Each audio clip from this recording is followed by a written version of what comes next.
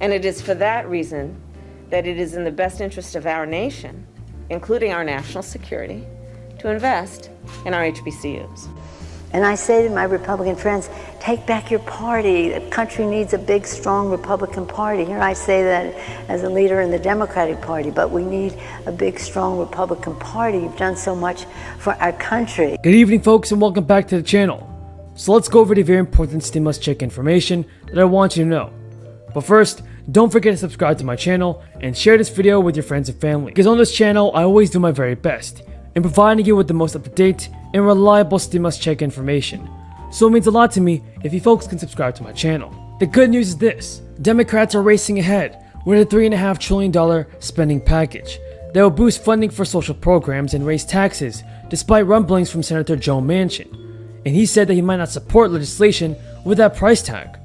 Democratic leaders are betting that they can pressure Manchin to back down on his push for spending that's closer to $1.5 trillion or $2 trillion. So yes, folks, Senator Joe Manchin wants to lower the spending on infrastructure, and it seems to me that he does not want to help out the American people by sending out a fourth stimulus check. What are your thoughts on Joe Manchin, everybody? Feel free to tell me in the comments below. Today, instead of 50% of the elderly being poor, the number is too high, but it's down to 10%. And we're doing all of that at a very modest administrative cost. So the Senate and House committees are scrambling to reach consensus on sections of the so-called human infrastructure bill under their jurisdictions by Friday. Progressive activists have warned that if a bill falls below $3.5 trillion, it will be faced with significant backlash. Parents were telling what the difference the paychecks made, the Biden tax credits, May, July, August, next week, September 15th, the third check will go out. And according to multiple sources, Joe Manchin will not support a package that exceeds $1.5 trillion, and that's a number the West Virginia Democrat floated earlier this year. Manchin's office on Wednesday declined to confirm that $1.5 trillion is a red line for him, but the figure is in line with previous comments. Manchin told ABC News this week that he would not support a large spending package if Congress could only come up with enough revenue and savings to offset the cost of a $1.5 trillion bill. So we're gonna have to see, folks, if President Biden can unite Democrats and the Republicans in getting more stimulus payments sent out. In fact, everybody, Bernie Sanders is saying this. Bernie Sanders has primary jurisdiction over the reconciliation process and says that the spending target agreed to by congressional Democrats already represents a significant compromise with moderates. Sanders told reporters the overwhelmingly majority of members of the Budget Committee think a good 80% or more of Democratic members of the Senate supported a $6 trillion bill. Bernie Sanders argues that $3.5 trillion is what needs to be spent on transforming the nation's energy economy to address climate change and deal with the needs of the working class. And then he added this: to my mind, this bill at $3.5 trillion is already a major compromise, and at least the bill should be $3.5 trillion.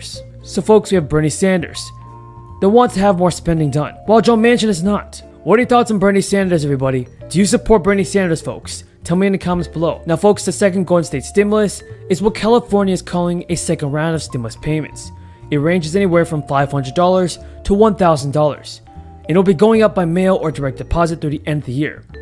Residents who have already filed their 2020 tax return in California should start seeing payments hitting their bank accounts. One difference now is the AGI has gone up from $30,000 to $75,000, giving more Californians this opportunity to collect another stimulus check. Democrats in Congress are pushing ahead with a $3.5 trillion spending plan. This will help out with healthcare like Medicare and childcare support, as well as many other things. Party leaders are now hoping to see the annual budget process to push through the massive broadening of the nation's social safety net envisioned by President Biden in his American Rescue Plan and his Build Back Better plan. Thank you for watching, everybody. Until next time, have a great day and stay safe. As Representative Dean had mentioned earlier, we had just experienced devastating floods for which my district was ground zero in New York City on the floods from Hurricane Ida. And this has been a travesty in my district. We have lost 12 people in these floods, and the connection here is that in almost every person lost to the floods, it was related to our housing crisis. The lack of available housing stock and the fear of eviction has existed even prior to the pandemic, and the pandemic has only made it worse to the point that people are seeking alternatives to the housing stock that are often dangerous. Now, that being said, speaking about those longstanding inequities, many low-income renters struggle to make ends meet even before the pandemic. And with the lapsing of unemployment, the striking of the eviction moratorium, and all of these things have placed renters in an even more perilous position. We've discussed about some of the difficulties, and the committee has addressed some of the difficulties in state implementation, but I also want to talk a little bit about the difficulties in getting these funds out with a small segment, the segment of landlords who are refusing to participate in emergency rental assistance. Now, Ms. Yentl, is there evidence that lack of tenant participation is a widespread problem for the emergency rental assistance program? I have not seen any evidence or data to show that there's a widespread problem of tenants not participating. There is clear evidence of tenants not completing applications, which points to inaccessible and overly complicated applications that need to be simplified. Okay, I see.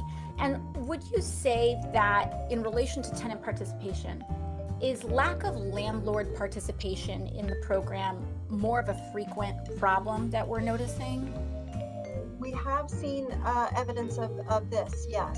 In a survey that we and others did, about 44% of program administrators said that landlords refusing to participate in ERA programs was a challenge. And from some of the more recent conversations, I would say that that number has likely grown.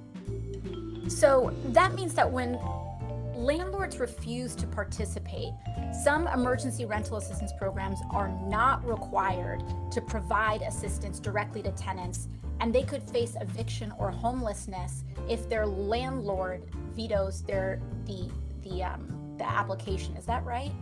That is right. Unfortunately, it's optional for program administrators to utilize direct-to-tenant assistance if landlords participate. And we're seeing that only about 28% of all ERA programs are explicitly allowing direct-to-tenant assistance. That means there are many tenants who are having their application closed, are not getting any of the assistance they need because the landlord has refused to participate. And this is consistent with something I've been seeing, folks. So if you are a tenant and you want to make right on your back rent, and you